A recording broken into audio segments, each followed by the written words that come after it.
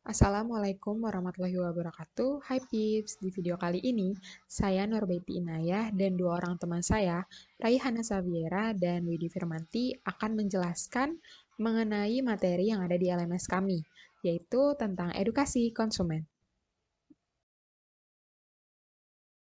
Pada bab pertama dijelaskan mengenai informasi spesifik subjek. Pada tahun 70-an dan 80-an, kami belum berhasil mengedukasi konsumen kritis. Dalam mengedukasi konsumen kritis ini, kami mungkin tidak dapat memikat semua konsumen untuk sikap konsumsi yang berorientasi pada keberlanjutan. Selanjutnya ada prinsip dasar edukasi konsumen, konsumen di abad ke-21, masalah dan kebutuhan. Selama beberapa dekade, konsumen di sebagian besar negara Eropa merasa terlindungi oleh langkah-langkah politik. Meningkatkan hak konsumen dan kontrol pemerintah yang ketat ini menyebabkan situasi konsumen yang hanya menyadari peran mereka di pasar.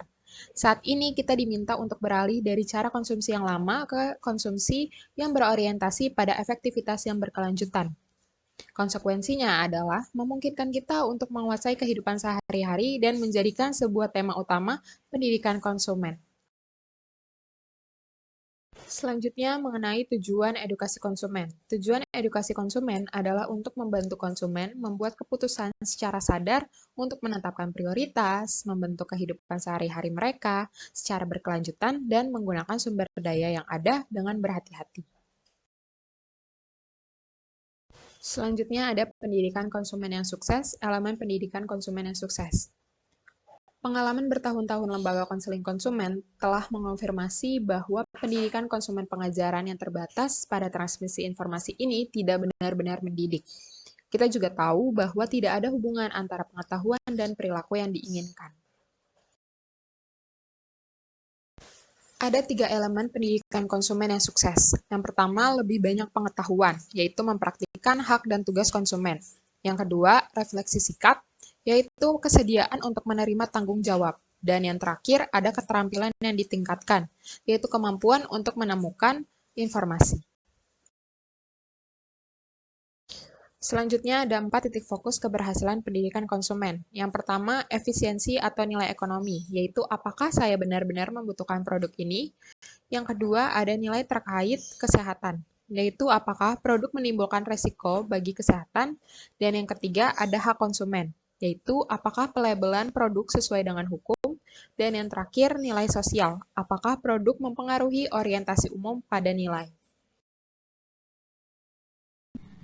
Halo, saya Rehana. Melanjutkan materi 1.2 yang telah dijelaskan teman saya tadi tentang pendidikan konsumen yang sukses, kini masuk ke materi 1.2.4, yaitu struktur pendidikan konsumen yang sukses. Nah, jadi masuk kepada materi ini, pendidikan konsumen hanya berhasil jika keberhasilan dalam refleksi konsumen tentang ide-ide nilai mereka sendiri dan integrasi pengetahuan mereka masing-masing ke dalam kehidupan sehari-hari.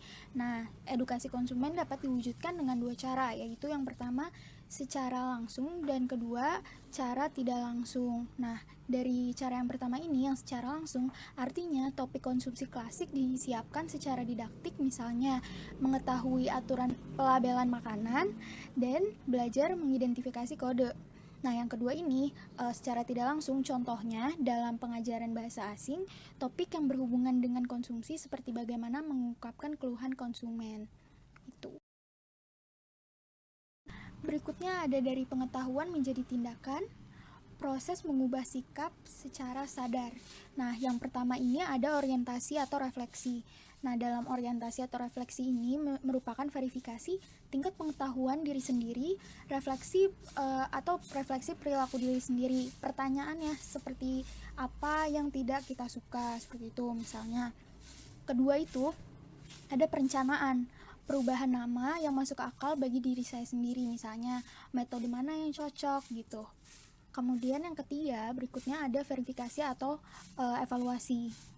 Hal ini dilakukan untuk menilai seperti apakah saya berhasil, di manakah ada masalah yang terjadi gitu. Dan yang terakhir ada terjemahan menjadi tindakan atau integrasi. Nah, di sini memunculkan pertanyaan seperti apa langkah pertama, bagaimana dan oleh siapa saya dapat dibantu, dan metode apa yang akan saya gunakan, seperti itu. Masih berlanjut ketika kita mencari literatur internasional nih. Untuk tujuan umum pendidikan konsumen, ada 3 prinsip pendidikan dasar tentang validitas dan budaya. Yang pertama ada tanggung jawab. Nah, tanggung jawab ini adalah pribadi atas keputusan konsumen sendiri atau harus diterima. Yang kedua, ada introspeksi diri terhadap sikap konsumen harus mengarah pada perubahan perilaku. Dan yang terakhir, yang ketiga yaitu kompetensi yang terkait dengan subjek dan sosial konsumen harus diperkuat dengan langkah-langkah pendidikan yang memadai. Seperti itu. Masuk ke materi berikutnya, 1.3 yaitu mengenai kesulitan pendidikan konsumen. Nah, ini terdiri dari 3 aspek nih. Yang pertama, bagaimana kita menjual pendidikan konsumen ini. Sedangkan peminat dari pendidikan konsumen ini sangatlah minim gitu. Rata-rata yang mengikuti pendidikan konsumen ini justru orang-orang yang benar-benar terlilit hutang atau memiliki masalah finansial gitu. Aspek yang kedua adalah instruktur pendidikan orang dewasa berasal dari berbagai bidang. Nah, pertanyaannya bagaimana nih kita bisa menggabungkan topik konsumen ke dalam pekerjaan kami dengan sedemikian berarti gitu. Karena hampir tidak ada bidang di kehidupan yang tidak menyentuh konsumen nih, karena semuanya menyangkut dengan konsumen. Dan terakhir yang ketiga ini adalah bagaimana kita dapat menghapus pendidikan dari informasi. Orang dewasa terkadang sangat senang mengambil informasi daripada meminta pendidikan gitu. Pendidikan membutuhkan partisipasi yang aktif tentunya, karena menyangkut proses orientasi, perencanaan, pelaksanaan, dan evaluasi. Selanjutnya ada proses didaktik. Langkah-langkah didaktik dari pendidikan konsumen terdiri dari 4, yaitu ada orientasi atau pengenalan, yaitu tingkat pengetahuan dan mencerminkan sikap sendiri. Lalu yang kedua ada perencanaan. Yang pertama kemungkinan perubahan, yang kedua informasi mana yang diperlukan, lalu yang terakhir metode yang mana. Selanjutnya ada tindakan, yaitu langkah dan metode. Lalu yang terakhir ada mengevaluasi, yaitu keberhasilan, kemunduran, dan tindakan. Kesimpulan yang dapat kita tarik dari langkah-langkah didaktik dari pendidikan konsumen yaitu konsumen belajar cara mengkonsumsi dengan cara yang lebih efektif. Prinsip dasar keberhasilan pendidikan konsumen, di mana instruktur pendidikan konsumen dapat menghadapi kesulitan atau ambivalensi atau tujuan yang bertentangan di mana konsumen bisa menghadapi kesulitan tersebut.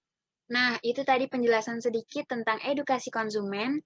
Sekian yang dapat kami sampaikan. Kurang lebihnya mohon maaf. Assalamualaikum warahmatullahi wabarakatuh.